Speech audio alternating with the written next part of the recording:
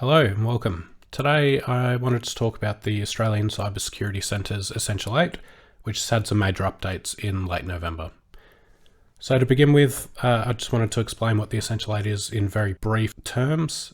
In addition to the international frameworks and industry standards, the Australian government, and more specifically the Australian Signals Directorate and the Australian Cybersecurity Centre, provide more specific guidance material for Australia and frameworks.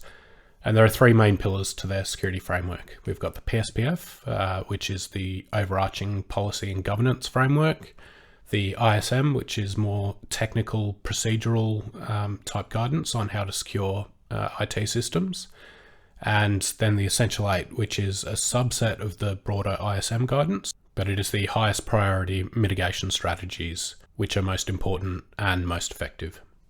So the 8 categories within the Essential 8 are application control, which is all about preventing unapproved or malicious programs from executing.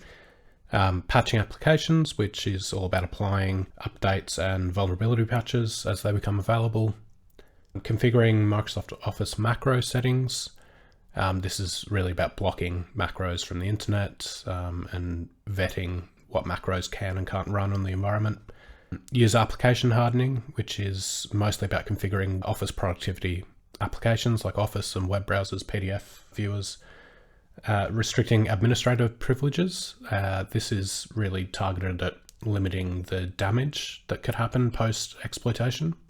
Patching operating systems, similar with patching applications.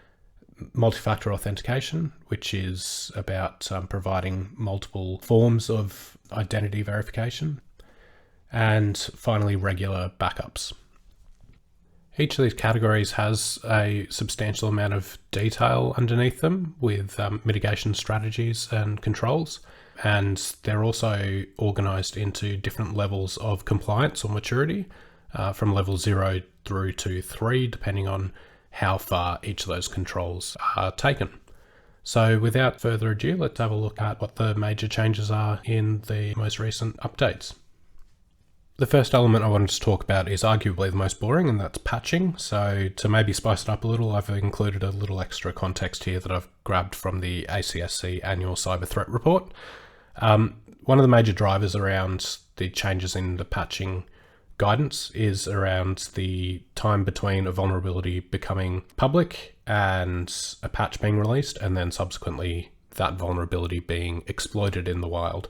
And that time is decreasing and continuing to decrease. So on the right, there's an example there from the F5 Big IP vulnerability, which shows, it was a matter of days between a patch being released, information being published, and subsequently attackers exploiting that in the wild.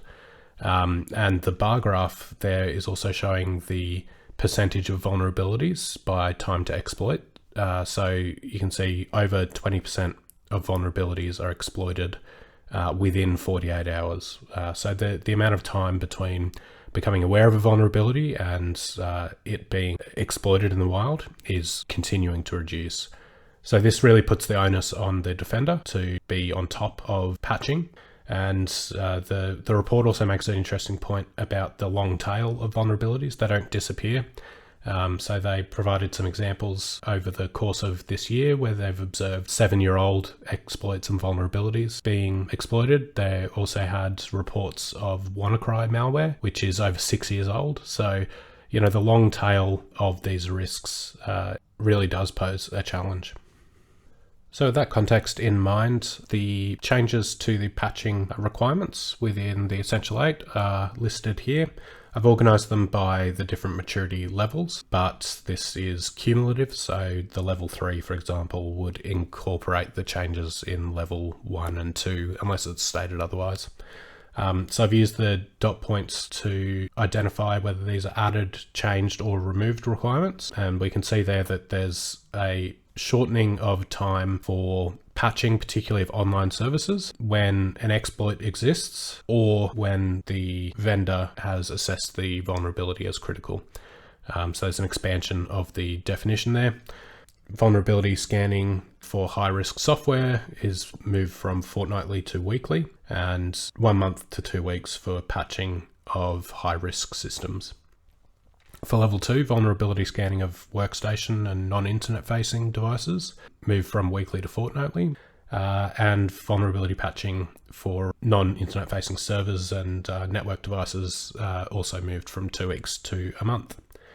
And the level 3 has had a few added requirements in there, including fortnightly vulnerability scanning for firmware and drivers, and patching requirements for firmware and driver vulnerabilities as well.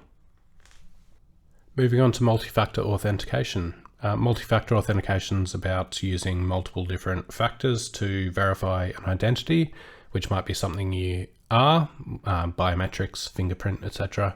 Something you have, which might be a mobile phone or an authentication app or a hardware security token, and something you know, which might be a password or security questions, etc.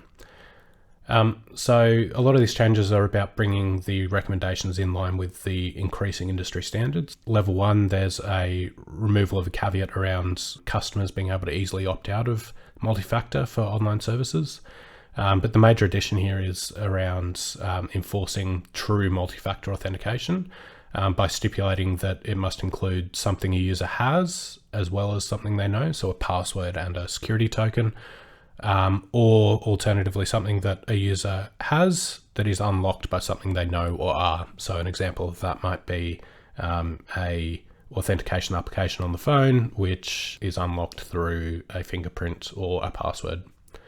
For level 2, they've also increased the standards by including MFA for unprivileged users to devices, and that the MFA must be phishing resistant. So phishing resistance refers to the weaknesses in things like SMS-based one-time passwords, OTPs, which are vulnerable to phishing, where a user might be tricked to sharing or entering the one-time PIN. So a phishing-resistant method would be something along the lines of a security key, a hardware security key, like a FIDO2 or a web authentication, biometrics or mobile push notifications, which are all much more secure from phishing attempts. And the other one there around phishing resistant MFA for users of online services as well. And there's a slight change in level 3 requirement around multi-factor authentication for important data repositories. That's now been expanded to say all data repositories must have multi-factor authentication. Restricting administrative privileges. For level 1, there was the addition of a request validation for privilege access to data repositories. And the second two additions and changes relate to internet access for privileged account. The first amendment is to say that any privileged account can be allowed internet access as long as it's authorized. And the addition is to say that privileged accounts with internet access must be strictly limited to what is required to achieve their outcomes. Level 2 has 2 new requirements, including privileged access to data repositories being automatically disabled after 12 months unless the requirement is revalidated. And there's a requirement around the credential for break glass accounts. And finally, level 3 has another 2 additional requirements, including the limitation of privileged access accounts for data repositories being limited to only what's strictly necessary to achieve the business outcomes, and administrative duties being conducted through secured admin workstations. The requirements for application control are increasing across all the levels. Level 1 is now required to use more modern specific applications for controlling applications, something along the lines of App Locker or Windows Defender application control, rather than the more simplistic NTFS permission controls. Level 2 has included the implementation of Microsoft's recommended application block list and an annual validation of application control rule set, which were previously seen in higher maturity levels. And this is in response to an increasing prevalence of malicious actors using living off the land techniques. And there are no significant changes for level 3 in application control. Restricting Office macros, so no significant change for level 1. However, there's a removal of the requirement to log allowed and blocked Office macros, And this is in recognition of the fact that there isn't really any native support for macro event logging in Microsoft Windows, and there were a lot of challenges in trying to implement and capture those sort of events. Furthermore, there was advice from responders and threat hunters to say that those sort of events weren't really providing a huge amount of benefit, and so the requirement to do that has been removed. And there is also some additional requirements for level 3 around specifically checking for malicious code before signing macros or placing them in trusted locations, and preventing users from enabling macros that are signed by signatures other than v3. And that's in relation to a specific vulnerability which allows for tampering of macro code. User application hardening.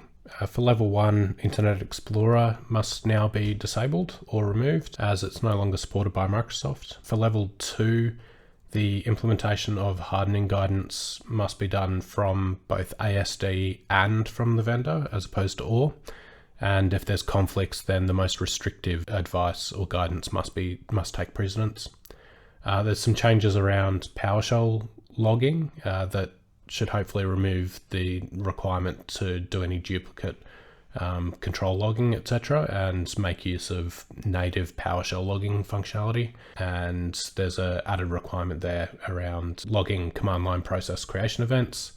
And level 3 is the same as level 2. So there's no significant change to the regular backup requirements. However, there's a handful of additional requirements which don't fit neatly into the other buckets. So for level 2, there's a change around log retention, which now must be centralized. There's a new requirement for event logs to be protected from manipulation, and in the instance of internet-facing services, they have to be monitored for signs of compromise as well. There are 2 additional requirements there around security incidents. The first one relates to reporting, and the second one is about having an incident response plan and effectively enacting that in the case of an incident. For level 3, there are 2 other additions. One was around Microsoft Windows memory integrity functionality enabled. So this is about protecting from kernel level malware, rootkits, that sort of thing. And Microsoft Windows Local Security Authority protection being enabled, and that's protecting against credential theft. So that's the end of this very quick summary of the updates to the ACSC Essential 8 from late November 2023. If you have any questions or comments, please feel free to reach out, and look forward to seeing you in the next one. Thank you.